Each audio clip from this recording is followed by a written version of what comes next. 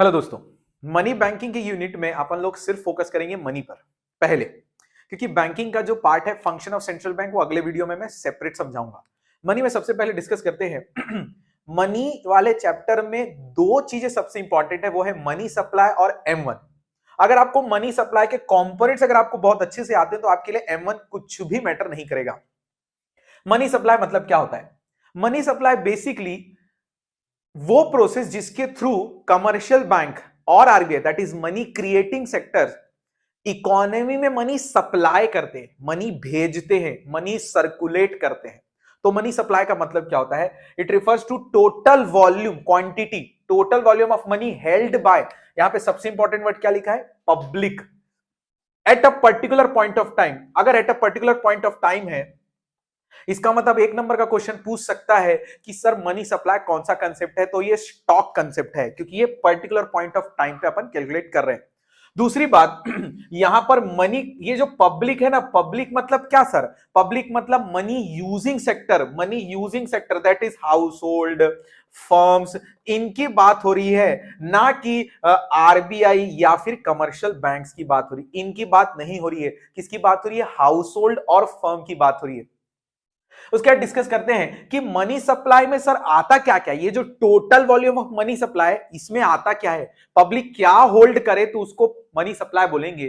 तो सबसे पहला कंपोनेंट है करेंसी विद द पब्लिक, और करेंसी विद द पब्लिक में आते हैं पेपर नोट्स और कॉइन्स। आपके एक नॉलेज के लिए आपको पता है, 1 रुपए का जो कॉइन है मिनिस्ट्री ऑफ फाइनेंस इशू करता है, और बाकी बाकी कॉइन्स और जो जितने भी पेपर नोट्स होते हैं वो गवर्नमेंट इशू करता है। ठीक है, 1 रुपए का जो नोट है वो मिनिस्ट्री ऑफ फाइनेंस, और जो कॉइन्स और जो वो है नोट्स है वो कौन इशू करता है? गवर्नमेंट। अब आगे चलते हैं, क्योंकि गवर्नमेंट इशू कर रहा है इसलिए पेपर नोट्स और कॉइन्स को फिएट मनी बोलते हैं। तो फिएट मनी मतलब जो कौन इशू करता है? गवर्नमेंट, इसलिए इसे क्या बोलते हैं? लीगल टेंडर मनी, या लीगल टेंडर मनी क्यों बोलते हैं?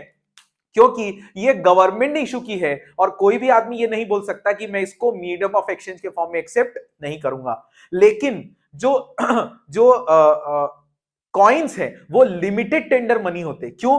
क्योंकि अहमदाबाद या हैदराबाद हाईकोर्ट जजमेंट के हिसाब से आप बिजली बिल को 1,000 तक के बिजली बिल को कॉइन्स में पे कर सकते हो, उसके बाद नहीं। तो वो लिमिटेड टेंडर है, लीगल है लेकिन लिमिटेड टेंडर है। जबकि जो पेपर नोट्स होते हैं वो अनलिमिटेड लीगल टेंडर है, अनलिमिटेड लीगल टेंडर होते हैं। आगे चलते हैं, अगला कंपोनेंट है demand deposit with the banks. देखो, demand deposit with the bank में एक चीज याद रखना, आपको एक ही चीज याद रखना है, डिमांड डिपॉजिट मतलब जिससे चेकेबल डिपॉजिट भी बोला जाए, और जिसे जब चाहे आप एनकेश करवा सकते हो। अब ध्यान से समझो, हमारे पास 3 टाइप के अकाउंट होते हैं, इतने डीप में नहीं जाने वाले क्योंकि आपको इसके बारे में नॉलेज है। सेविंग डिपॉजिट में इंटरेस्ट बहुत कम मिलता है, फिक्स डिपॉजिट में इंटरेस्ट हाईएस्ट होता है, और करंट डिपॉजिट में इंटरेस्ट नहीं मिलता है।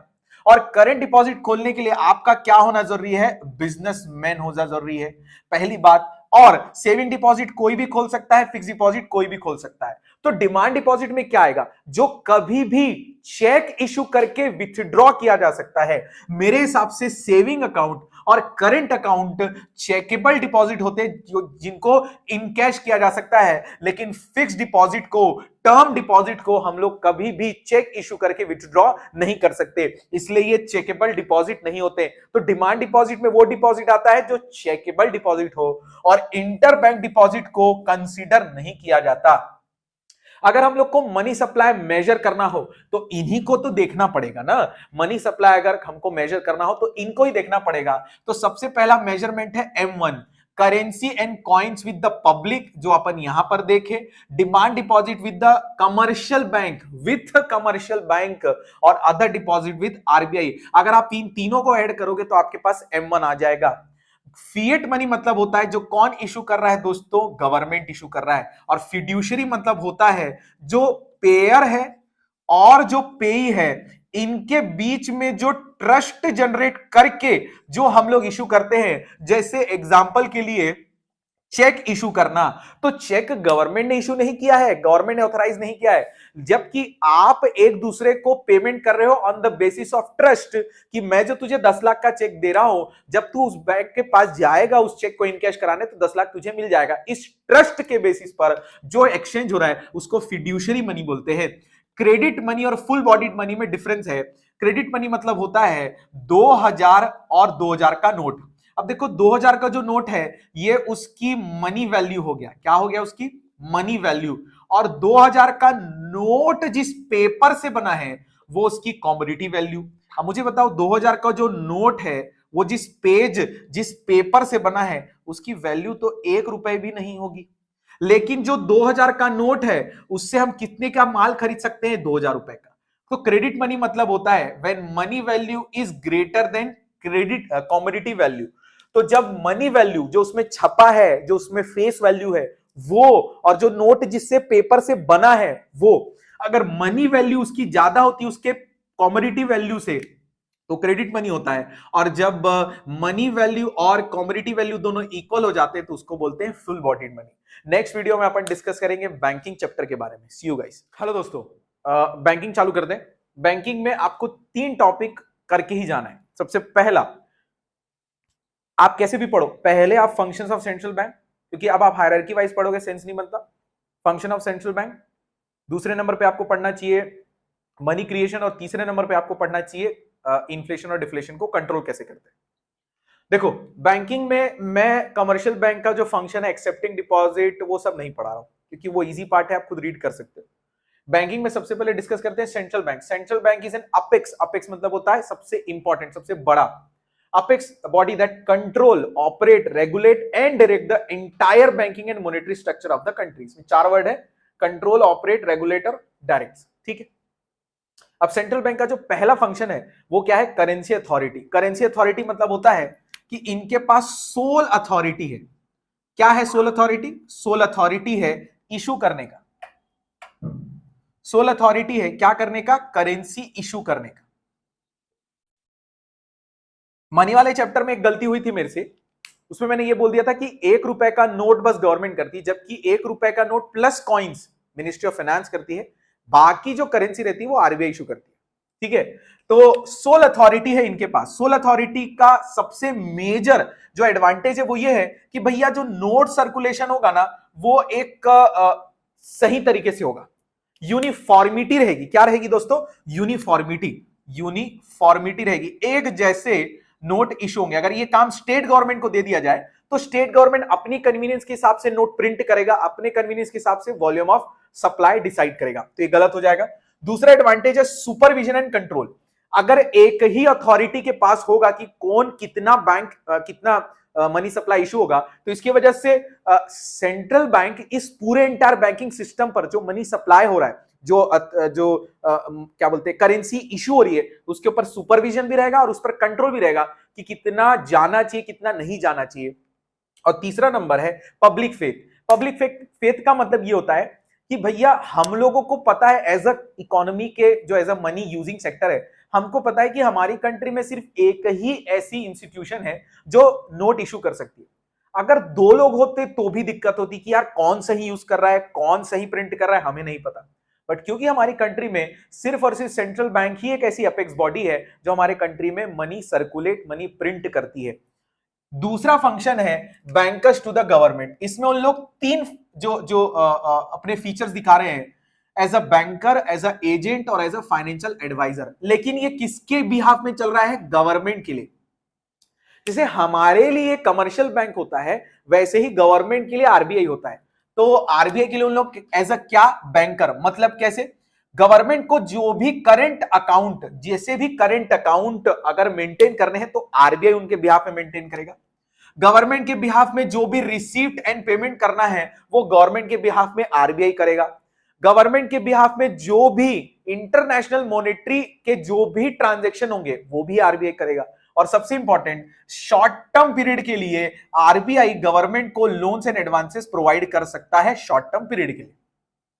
एज अ एजेंट वो जितने भी पब्लिक डेट मतलब गवर्नमेंट के कारण जब भी डेफिसिट होता है उस डेफिसिट को कंट्रोल करना और उस डेफिसिट के बारे में डिसीजन मेकिंग प्रोसेस में सबसे ज्यादा जो इन्वॉल्वमेंट रहेगा वो आरबीआई का रहेगा। और एज अ फाइनेंशियल एडवाइजर मतलब कि अगर कंट्री में इन्फ्लेशन है तो गवर्नमेंट को क्या करना चाहिए ये आरबीआई बताएगा, डिफ्लेशन है तो कंट्री में क्या करना चाहिए वो बताएगा, पोस्ट कोविड के बाद कैसे मनी सप्लाई को कंट्रोल करना है, कितना मनी सप्लाई रिलीज करना है, ये सारी बातें as a financial adviser government को सेंट्रल बैंक बताएगा।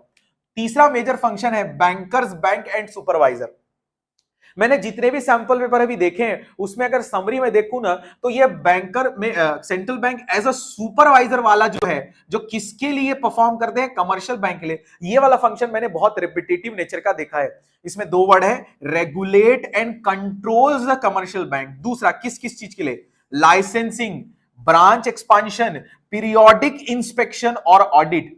किसी भी तरह की अगर धांधली, किसी भी तरह का फ्रॉड होता है, लोन गलत दे देना, एटीएम कार्ड गलत दे देना, लोन ऐसी इंस्टीट्यूशन को दे देना जो फेक है, उनसे रिलेटेड जो भी ऑडिट इंस्पेक्शन होगा वो कमर्शियल बैंक का कौन से फंक्शन के अंदर कमर्शियल बैंक करेगी, एज अ सुपरवाइजर के अंदर। अब बात करते हैं बैंकर्स बैंक के अंदर। जैसा रिलेशन हमारा कमर्शियल बैंक के साथ होता है वैसा ही सेंट्रल बैंक का कमर्शियल बैंक्स के साथ होता है।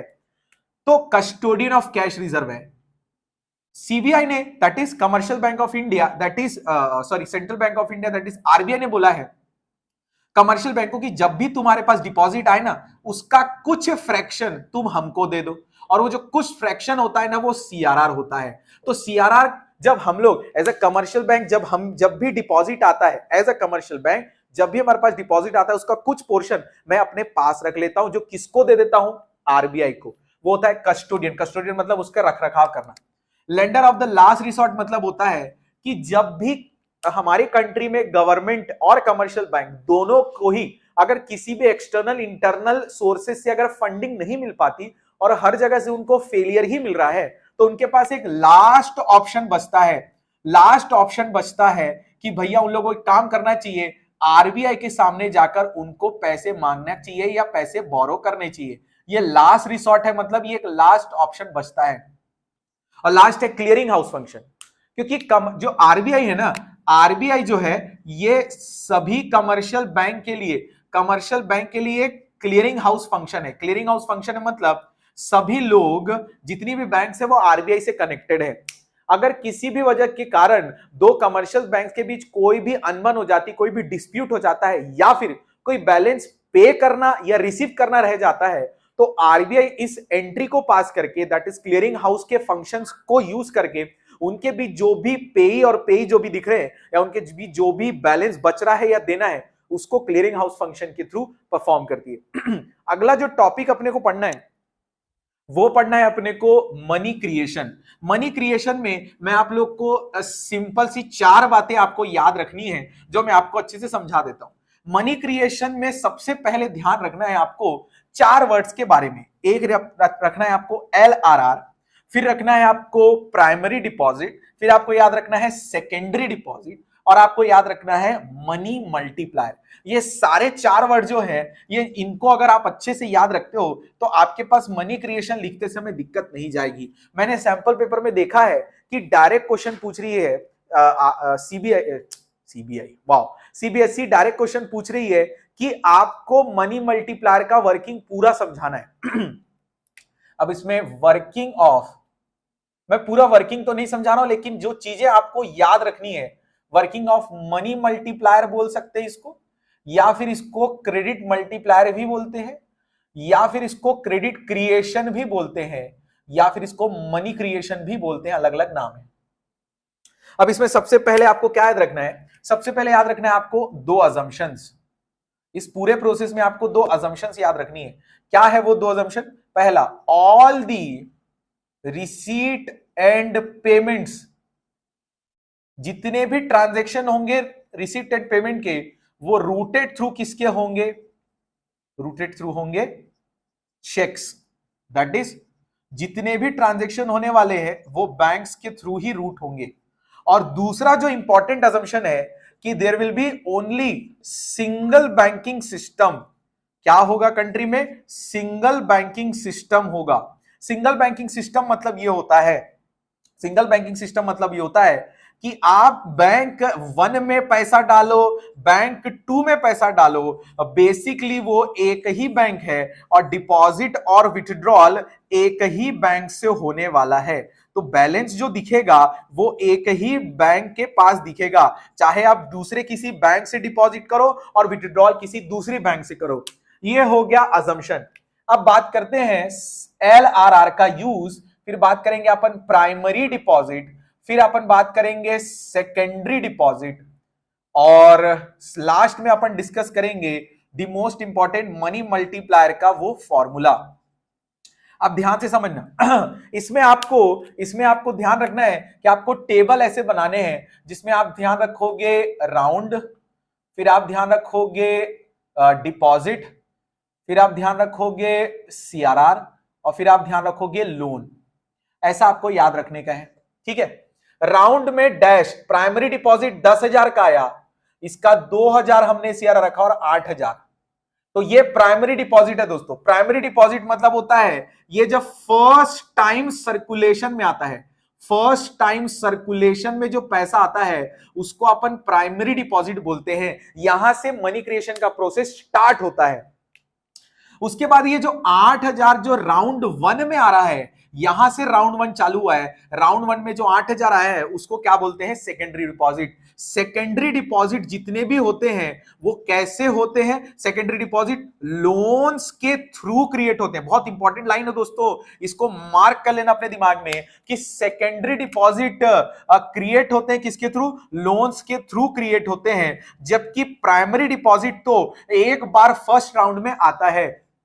उसके बाद जो एलआरआर है ये है legal reserve ratio. Legal reserve ratio मतलब आरबीआई ने बोला है किसको? कमर्शियल बैंक को, कि अपने टोटल डिपॉजिट का कुछ फ्रैक्शन अपने पास रखना। तो इसमें एक सीआरआर होता है और एक एसएलआर होता है। सीआरआर मतलब होता है जो आरबीआई के पास रख देगी कमर्शियल बैंक, और एसएलआर होता है जो उन लोग अपने पास रख लेंगे। अब बातें ध्यान क्या रखनी है इसमें? सबसे इंपॉर्टेंट बात ध्यान रखनी है कि मनी मल्टीप्लायर का फॉर्मूला या क्रेडिट मल्टीप्लायर का फॉर्मूला ध्यान से समझना। किसी बुक में मनी मल्टीप्लायर का फॉर्मूला 1/LRR दिया है इंटू 100, किसी बुक में 1/LRR इंटू इनिशियल डिपॉजिट दिया है। मतलब एक ही है, डिफरेंस बस इतना है, इसमें आपका जितना मनी क्रिएशन हो रहा है वो अमाउंट में आएगा, और यहां पर मनी क्रिएशन कितने टाइम्स आएगा वो है यहां पर वैल्यू में आएगा, और यहां पे किस में आएगा? टाइम्स में। आपको जो याद रखना रखिए, लेकिन ध्यान ये देना है सीआरआर का टोटल और प्राइमरी डिपॉजिट का अमाउंट दोनों जब हो जाते हैं इक्वल, वहां पर जाकर मनी क्रिएशन का प्रोसेस क्या हो जाता है? एंड हो जाता है। ये वर्किंग आपको अच्छे से पता होनी चाहिए। मैंने इंपॉर्टेंट डिस्कशन यहां पर कर लिया है, वर्ड्स आपको याद रखने हैं कि राउंड पहला प्राइमरी डिपॉजिट आया, उसका सीआरआर 2,000 रखे, 8,000 लोन दे दिए, क्योंकि हर ट्रांजैक्शन चेक्स के थ्रू होने वाला है, तो 8,000 वापस से कहा जाएगा बैंक में। भले बैंक 2 में आया होगा पैसा, लेकिन सिंगल बैंकिंग सिस्टम होने की वजह से वो डिपॉजिट एक ही बैंक में दिख रहा है। राउंड 1 में 8,000 डिपॉजिट आया, 8,000 का 20% अगर सीआरआर करेंगे 1,600, और 6,400 क्या दे देंगे? लोन। अब ध्यान देना, यहीं पे यूज होता है सीआरआर और एसएलआर या एलआरआर का। अगर हमें लोन कम देना है तो लोन कम देने के लिए हमको एलआरआर बढ़ाना पड़ेगा, और अगर हमको लोन ज्यादा देना है तो एलआरआर को क्या करना पड़ेगा? कम करना पड़ेगा। मैंने एक्सेस डिमांड और डेफिसिट डिमांड वाले एक चैप्टर में मैंने इस टॉपिक को, that is controller of money supply को, बहुत अच्छे से समझाया है। मैं आप लोगों को एक ओवरव्यू दे देता हूं। जब भी एक्सेस डिमांड, इन्फ्लेशन की सिचुएशन होगी, तो bank rate, repo rate, reverse repo rate, CRR और एसएलआर और open market operation, margin requirement, ये सारी चीजें इंक्रीज होंगी। एग्जाम्पल के लिए बात करते हैं, अगर बैंक रेट बढ़ाएंगे तो जो कॉस्ट ऑफ द लोन है फॉर जनरल पब्लिक वो भी ज्यादा हो जाएगी, जिसकी वजह से जनरल पब्लिक डिस्करेज होंगे लोन लेने के लिए, और इसकी वजह से मनी सप्लाई क्या हो जाएगा? कम। ऐसे ही बातें deficit demand, that is deflation के केस में आपको याद रखनी है। आप क्वालिटेटिव और क्वांटिटेटिव में कंफ्यूजन याद रखना। क्वांटिटेटिव अगर लिखा है तो उसमें 5 पॉइंट है, कौन से? Bank rate, repo rate, reverse repo rate, LRR और ओपन मार्केट ऑपरेशन, ये 5 है। जबकि क्वालिटेटिव में मार्जिन रिक्वायरमेंट है, मोरल सुएशन है, और क्या है लास्ट, रैशनिंग ऑफ क्रेडिट। तो ध्यान देंगे दोस्तों, बैंकिंग चैप्टर अगर आपको दिक्कत है तो पहले एक्सेस डिमांड और डेफिसिट डिमांड वाला देख लेना, आपको बैंकिंग चैप्टर से रिलेटेड जो भी डाउट्स होंगे वहां पर क्लियर हो जाएंगे। तो सी यू गाइस, मिलते हैं नेशनल इनकम के वीडियो।